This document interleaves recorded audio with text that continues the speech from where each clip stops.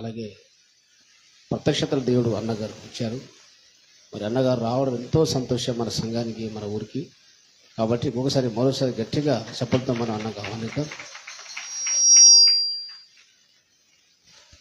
మరి అన్న గురించి కూడా మనందరూ కూడా సంఘంలో ప్రార్థించండి. మరి అన్న మరి న్యూజిలాండ్కి వెళ్ళాలి.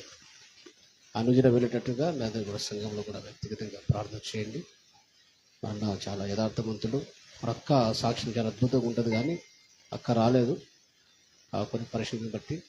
కాబట్టి అన్న వచ్చినందుకు నాకు అది చాలా సంతోషంగా, చాలా ఆనందంగా ఉంది. మరి ప్రత్యేకంగా సంఘం తరపున, మా కుటుంబం తరపున ప్రత్యేక అన్నకు అంత దూరం నుంచి, ఆంధ్ర నుంచి వచ్చినందుకు ప్రత్యేక వందనాలు. మరి సంఘం తరపున కూడా ప్రత్యేక వందనాలు. మరి అన్న 9 గంటలకు 8:30కు వచ్చేసాడు అన్న. మరి ఆంధ్ర నుంచి వచ్చిన ఆయన. హల్లెలూయా. మనం ఎక్కడి నుంచి వచ్చినాం? దేనికి స్తోత్రం కాక మన దూరం నుంచి పాపం అన్న దైవ సేవకులు అందరికన్నా ఫస్ట్ వచ్చారు. అందుకు బట్టి దేనికి స్తోత్రం కలుగును కాక. కొద్ది నిమిషాలు, 5 నిమిషాలు కూడా మనం ముగిస్తాము. అయిపోతుంది కనుక భోజనం కూడా సిద్ధంగా ఉన్నది కనుక అన్న మరి కొంచెం వాక్యం అందిస్తారు. బర్త్డే సంబంధించిన షార్ట్ మెసేజ్ అన్న చేస్తారు కనుక మీరందరూ కూడా శ్రద్ధగా విని కొంచెం సహనం కలిగి, ఓపిక కలిగి ఉండాలని మనం చేస్తున్నాం. బయట ఎవరు కూడా దేశి వెళ్ళొద్దు, లేచిపోవద్దు. దైవసేవకు వాక్యం చెప్పినప్పుడు కొద్ది నిమిషాన్ని బర్త్డేకి సంబంధించిన సందర్భంగా మరి అన్న మెసేజ్ చెప్తారు కనుక మన శ్రద్ధగా కొద్ది నిమిషాలు విందాం. Praise the lord. దేవునికి మహిమ కలుగును గాక. ఈరోజు సుమేహ స్వేచ్ఛ మొదటి బర్త్డేకి వచ్చిన మీ అందరికీ హృదయపూర్వకమైన వందనాలు. మరి పాప మొదటి బర్త్డే వాక్య సందేశాన్ని అందించటానికి నాకు ఈ అవకాశం కలుగజేసిన సికింద్ర నాయక్ గారికి, వారి సతీమణి గారికి కూడా నా హృదయపూర్వకమైన వందనాలు. సంఘస్థులకి కూడా హృదయపూర్వకమైన వందనాలు. నేను ఇక్కడికి వచ్చి మరొక్కసారి దేవుని భయమును గూర్చిన వర్తమానం వినటం నాకు చాలా సంతోషంగా ఉంది. ఆ హెచ్చరిక నేను సంతోషంగా స్వీకరిస్తున్నాను. ఎందుకంటే నేను యేసు ప్రభుతో పాటు ఉండి, యేసు ప్రభుతో పాటు శిష్యుడిని అనిపించుకునే దానికంటే దేవుని భయం కలిగి ఉండుట గొప్పది. నేను అపోస్తుడిని, ప్రవక్తని, దేవుని నోరుని అనిపించుకునే దానికంటే దేవుని భయం కలిగిన వాడే పరలోకానికి వెళ్తాడు. నేను కలియుగ మోసేను, 10 సంఘాలు కట్టాను, 100 సంఘాలు కట్టాను, సత్యము నా దగ్గర ఉంది అన్ని వాడి కంటే కూడా దేవుని భయం కలిగిన వాడు పరలోకానికి వెళ్తాడు. ఇవన్నీ వద్దని కాదు.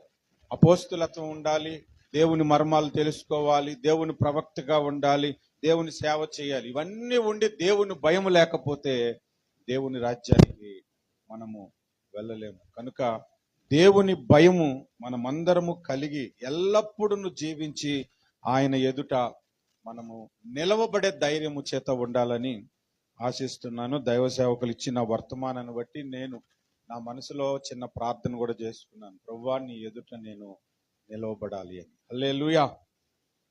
ఈరోజు ఈ బర్త్డే సందర్భంగా ఒక్క 20 నిమిషాలు మాత్రమే మీతో వాక్యం పంచుకుంటాను. ఈ పరలోక నిమిషాలు ఏం మన దగ్గర ఉండవండి. ఈ లోకంలో ఉన్నాం కాబట్టి ఈ లోక నిమిషాలే మాట్లాడతాను నేను. దేవునికి స్తోత్రం కలుగును గాక. 139వ కీర్తన 13వ వచనము. నా అంతరింద్రియములను నీవే కలుగజేసితివి, నా తల్లి గర్భమందు నన్ను నిర్మించిన వాడవు నీవే. ప్రేమ కలిగిన తండ్రి, స్తోత్రాలు. మీరిచ్చిన ఈ వాక్యమును బట్టి స్తుతులు చెల్లిస్తూ యేసు నామమున ప్రార్థిస్తున్నాము పరమ తండ్రి, ఆమేన్.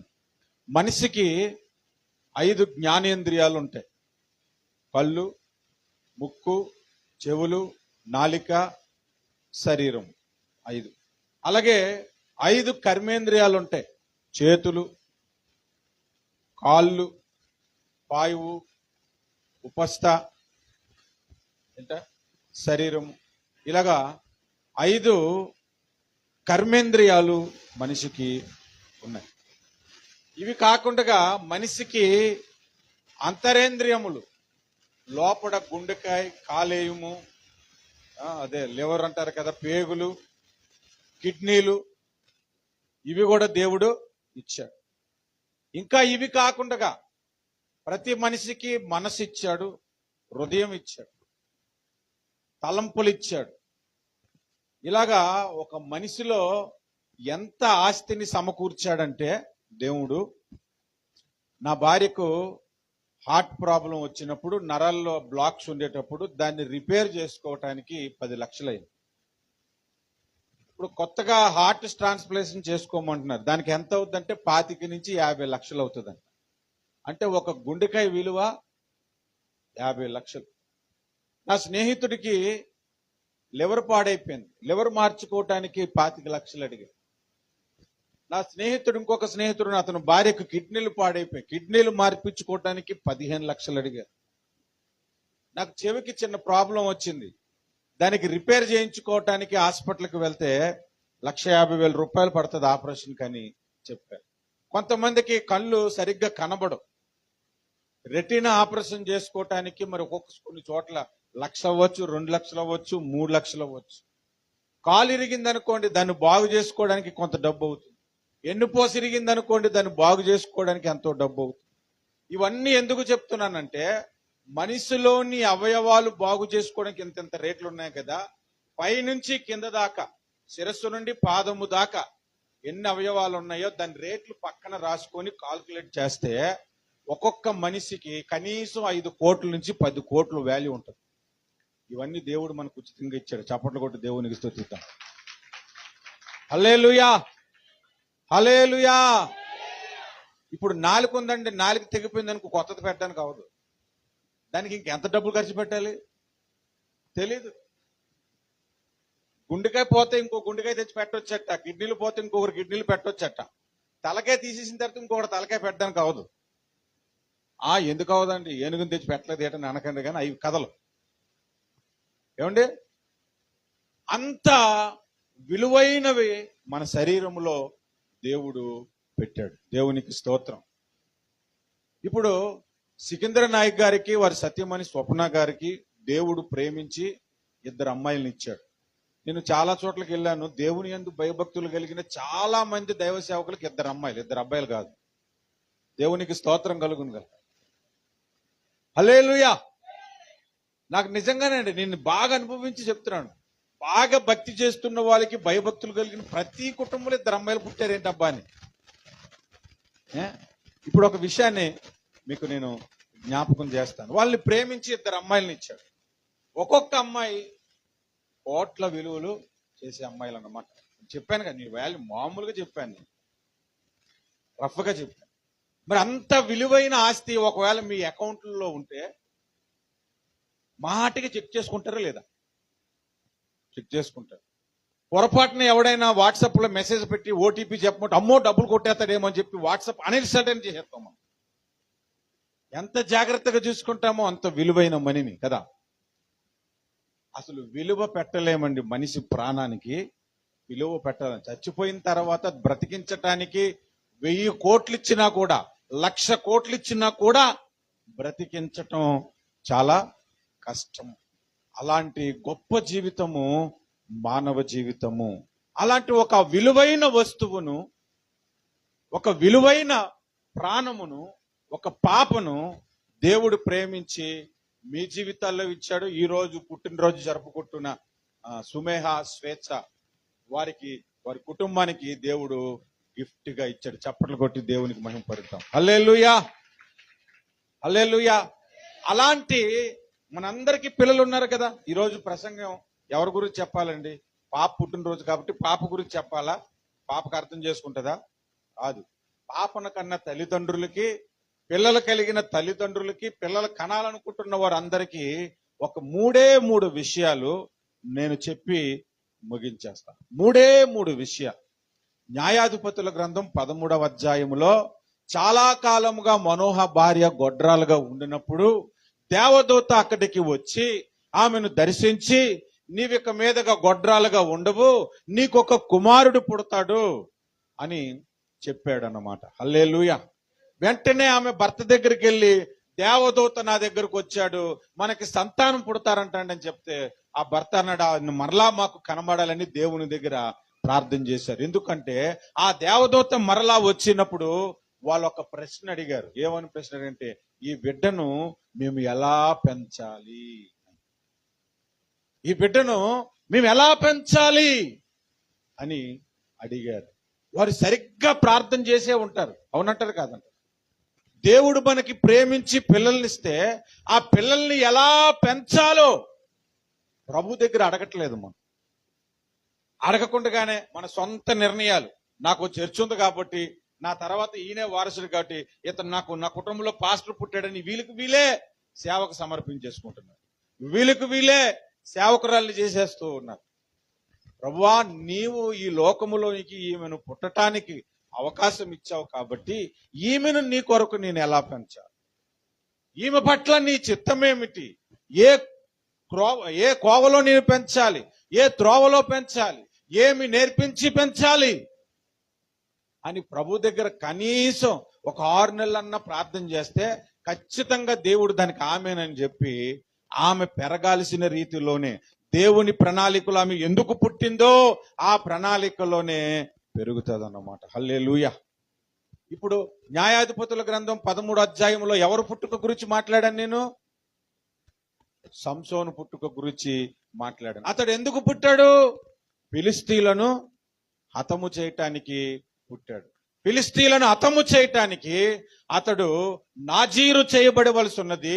అతడికి బలము అవసరమై ఉంది. అది ఏ బలం అంటే దైవిక బలం అన్నమాట. హల్లెలూయా. మీరు సంసోను బొమ్మలు టీవీలో కానీ బుక్స్ లో కానీ చూసినప్పుడు ఎలాగుంటాయి తెలుసా?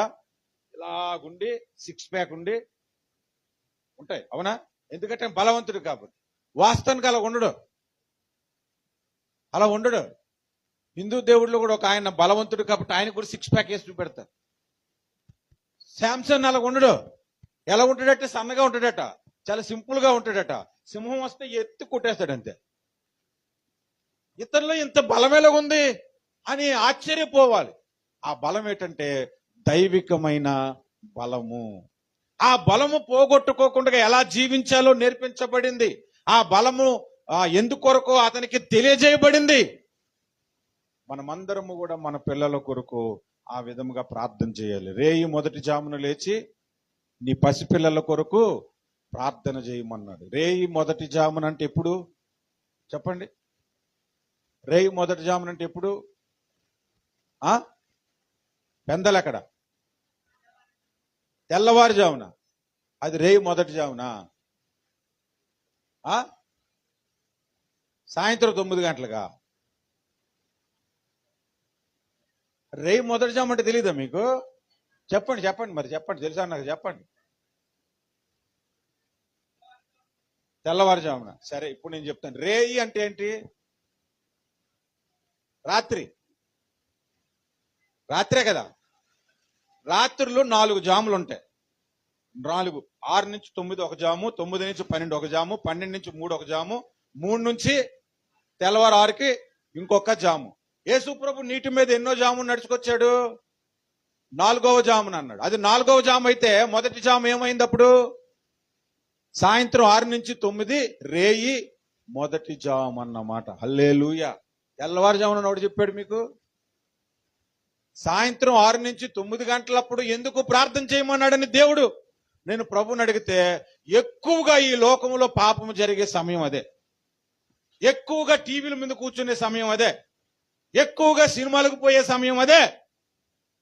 ఆ సమయము కనుక మన పిల్లలు బాగు కొరకు మనం మోకరించి ప్రార్థిస్తే దేవుడు ఆశీర్వదిస్తాడంట. హల్లెలూయా. ఇంకో రెండో విషయం చెప్తాను. మొదటి సమూయేలు గ్రంథం 1వ అధ్యాయములో చాలా కాలంగా గొడ్రాలుగా ఉంది హన్న. దేవుని సన్నిధికి వెళ్ళింది, ప్రార్థన చేసింది, పరిశుద్ధాత్మలో ప్రార్థించింది ఆమె చెప్పాలంటే. తర్వాత దేవుడు ఆమె గర్భాన్ని తెరిచాడు. ఆమె ప్రార్థనలో ఒక విశేషం ఏంటంటే మొక్కుబడి ప్రార్థన అన్నమాట. ప్రభువా, నాకు ఒక కుమారుడు నువ్వు, నా కొరకు కాదు, నీ కొరకు. ఆ కుమారుడు నాకు ఎందుకంటే నా నింద తొలగిపోవట కొరకే గాని నాకేదో కొడుకు పుట్టాడు అని కాదు. ఆ కుమారుడిని నాకు ఇచ్చి నా నిందను నువ్వు తొలగిస్తే ఆ కుమారుడిని నీ పరిచర్యకు ఇచ్చేస్తాను, నీ సేవకు నేను ఇచ్చేస్తాను అని ప్రార్థన చేసుకుంది. దేవుడు అలాగే ఆమె గర్భాన్ని తెరిచాడు. గర్భం తెరిచిన తర్వాత పాలు విడుచు వరకు ఆమె దగ్గర, తల్లి దగ్గర ఉంచుకొని, పాలు విడిచిన తర్వాత అతన్ని తీసుకెళ్లి ఎక్కడికి వదిలేశారు? ఏలీ దగ్గరికి పరిచర్య చేయటానికి సిలోహోలో ఉన్న దేవుని మందిరం దగ్గరికి తీసుకెళ్లి వదిలేశారు. నేను ఒక పాయింట్ అడుగుతాను, పాలు విడిచిన అంటే వయసు ఎంత ఉంటుంది అప్పుడు బాబుకి? ఆ పాలు ఎంతకాలం తాగుతారమ్మా ఇప్పుడు అంటే 6 నెలలకి సర్దేస్తున్నారు. మహా అయితే సంవత్సరం. మా రెండో పాపకి మా ఆవిడ 4 ఏళ్ళు పాలు పట్టింది. ఇంకా పడతావేటమ్మా అని చెప్పి అంతవరకు.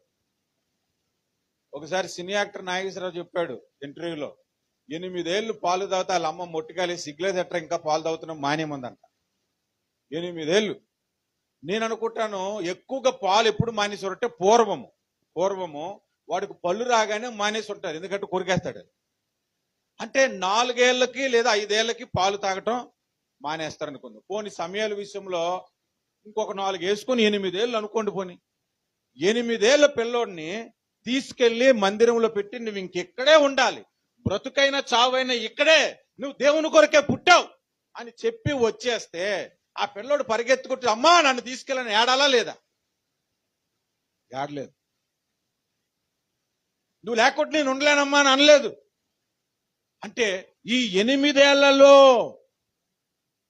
ఆ తల్లి ఆ కుమారుడికి ఏం చెప్తే వెళ్ళి దేవుని మందిరంలో ఉండిపోయాడు. వెళ్ళి ఏం మాటలు చెప్తే ఉండిపోయాడు. నీ బ్రతుకు దేవుని కొరకు నాన్న, నువ్వు పుట్టింది దేవుని కొరకు, నువ్వు దేవుని కుమార్తెవి, నువ్వు దేవుని కుమారుడివి అని బోధించిందన్నమాట. హల్లెలూయా. మొదట సంసోను గురించి ఏం చెప్పుకున్నాం? ప్రార్థించారు. రెండవ తల్లి హన్నా గురించి ఏం చెప్పుకుంటున్నాం? బోధించింది. నువ్వు దేవుని కొరకు బ్రతకాల్సిన వ్యక్తివని ఆ పిల్లోడి మొదటి అధ్యాయములో కనబడుతుంది. వాళ్ళ నాన్న పేరు జకరియా, వాళ్ళ ఆవిడ పేరు ఎలిజబెత్. ఆమె కూడా చాలా కాలం గొడ్రాలుగానే ఉంది. దేవుడు ఆమె గర్భాన్ని కూడా తెరిచాడు. ఆమె గర్భాన్ని తెరిచిన తర్వాత ఆమె గర్భాన్ని పుట్టిన వ్యక్తిని గురించి ఏమని రాయబడిందంటే, అతడు గర్భమున పుట్టినది మొదలుకొని పరిశుద్ధాత్మ చేత నింపబడిన వాడై అని. హల్లెలూయా, హల్లెలూయా. ఇప్పుడు ముగ్గురు గురించి చెప్పాను కదా, ఒకరు సంసోను, ఇంకొకరు సమూయేలు, ఇంకొకరు ఎవరు? యోహాను, బాప్తిస్మం ఇచ్చు యోహాను. వీళ్ళు ముగ్గురికి కూడా పరిశుద్ధాత్మ అభిషేకము చిన్నతనము నుండే నేర్పించారు తల్లిదండ్రులు. ఆత్మతో నింపబడటం అంటే ఏమిటో నేర్పించారు. ఆ ఆత్మను పోగొట్టుకోకుండా జీవించటం అంటే ఏమిటో నేర్పించారు. ఆ పరిశుద్ధాత్మ బలం ఏమిటో వారికి నేర్పించారు. ఇప్పుడు పిల్లలకి అలాంటివి ఏమీ నేర్పించట్లేదు. మా అపార్ట్మెంట్లో కిందన ఒక అబ్బాయి ఉంటాడు. ఆమె క్రైస్తవురాలు, పెద్ద బైబిల్ పట్టుకొని చర్చుకుపోతాడు. వాళ్ళ ఆయన చర్చుకుపోతాడు. లిఫ్ట్ డోర్ వేయటం మానేసి ఎక్కేశాడు అన్నమాట. అది కీ కీ కీ కీ అని కొట్టుకుంటుంది. అందరూ వచ్చి వాచ్మెన్ అడిగారు, ఏంటమ్మా డోర్ వేయడం తెలియదంటే, మేము కాదండి, ఇగో వాళ్ళ 2వ ఫ్లోర్లో ఉంటారు కదా, చర్చికి వెళ్తారు, వాళ్ళ అబ్బాయి అని అంటే, మా అబ్బాయి అలాంటోడు కాదు అని అంది. అంత బైబిల్ పట్టుకొని వాడు ఆ పిల్లోడు ఉండి అబద్ధం ఆడుకుంటా, మమ్మీ నేనే మమ్మీ నేను ఊరుకోరా, ఎప్పుడు మాట్లాడడం తెలీదు అని అంటే, ఆడేం నేర్చుకుంటాడు? ఆడు అబద్ధమే నేర్చుకుంటాడు. ఎంత పెద్ద బైబిల్ పట్టుకొని నువ్వు చర్చుకుపోయి మళ్ళీ భాషలు మాట్లాడుతుంది ఆమె. నేను ఎప్పుడు లిఫ్ట్ ఎక్కుతుంటానండి, నన్ను చూసి ఆమెకు తెలుసు అన్నమాట. నేను ప్రార్థన చేయడం చాలాసార్లు చూసింది. వచ్చింది మనం ఎటుకనే హల్లెలూయా లిఫ్ట్లోని. అంటే నేను భక్తురాలని నేను తెలుసుకోవాలి, ఆమె భక్తురాలని నేను తెలుసుకోవాలి. అది పిల్లలకి ఏం నేర్పిస్తున్నాం? కొంతమంది వారి పిల్లలకి, రే వాడితో తిరకరా, వాడు మనోళ్ళు కాదు. మనోళ్ళు కాదంటే అటు జంతువానా మరేంటి? మనోళ్ళు కాదంటే వాళ్ళ ఉద్దేశం ఏంటి? చిన్నప్పటి నుంచే కులం గురించి నూరు పోసే వాళ్ళు ఉన్నారు. చిన్నప్పటి నుంచే మన కులం ఇదని చెప్పే వాళ్ళు ఉన్నారు. కాబట్టి చిన్నప్పటి నుంచి మనం ఏం నేర్పించాలంటే పిల్లలకి ప్రార్థన నేర్పించాలి, వాళ్ళకి బోధించటం నేర్పించాలి, ఆ బోధ గురించి తెలియజేయాలి. మూడవది పరిశుద్ధాత్మను గూర్చిన విషయాలు తెలియజేయాలి. హల్లెలూయా. 10 ఏళ్ల పాటు ఆ విధంగా కష్టపడి పెంచండి. ప్రతి ఆదివారం వచ్చి పాస్టర్ గారు ఇక్కడ వాక్యం చెప్తారు కదా, ప్రతి ఆదివారం వచ్చి మీరు వాక్యం వింటారు కదా, అలాగే వారంలో ఒక్కరోజన్నా మీ పిల్లలు కూర్చోబెట్టి దేవుని వాక్యం చెప్పండి. మీరు కూడా మారు మనసు పొందుతారు, వాళ్ళు పొందుతారు. సరిగ్గా 10 ఏళ్ళు అలా పెంచిన తర్వాత మీరు వద్దన్నా సరే వాడే ఖచ్చితంగా రక్షణలోనికి వచ్చేస్తాడు. హల్లెలూయా. అతడే దేవుని కొరకు జీవించటానికి అతని జీవితము స్థిరపరచబడుతుంది. దేవునికి స్తోత్రం. నేను మా పెద్ద పాపకి ఎంత దేవుని గురించి చెప్పామో మేము అనుకుంటే పెద్దగా చెప్పలేదని నేను అనుకుంటాను.